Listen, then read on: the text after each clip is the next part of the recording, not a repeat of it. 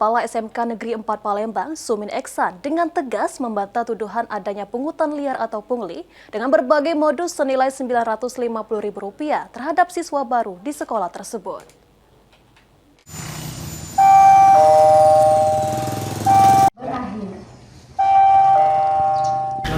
Dugaan pungutan liar di dunia pendidikan di Kota Palembang kembali mencuat. Kini SMK Negeri 4 Palembang diduga melakukan hal tersebut kepada siswa baru. Menanggapi hal tersebut, Kepala SMK Negeri 4 Palembang, Sumin Eksan, dengan tegas membantah dugaan pungutan liar tersebut. Sumin menjelaskan mengenai pemeriksaan narkoba sesuai petunjuk teknis diizinkan tetapi sekolah memilih untuk meniadakan. Namun siswa membuat surat pernyataan. Hal itu juga berlaku untuk tes buta warna dan dojo safety yang tidak dipungut biaya.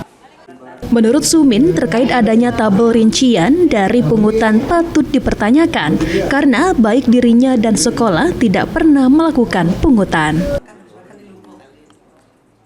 Dugaan adanya pungli tersebut, ya, untuk pemeriksaan narkoba itu menurut Juknis itu memang diizinkan di dalam Juknis itu, tetapi kami tidak laksanakan itu untuk tahun ini karena kami hanya meminta pernyataan dari mereka di atas materai bahwa apabila mereka terlibat narkoba maka kami akan memberhentikan mereka.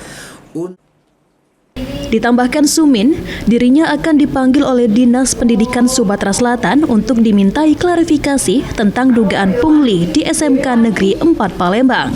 Diketahui sebelumnya dugaan pungutan liar yang diduga dilakukan di sekolah SMK Negeri 4 Palembang dengan berbagai modus pungutan seperti asuransi, tes urin, tes kesehatan dengan nominal Rp950.000.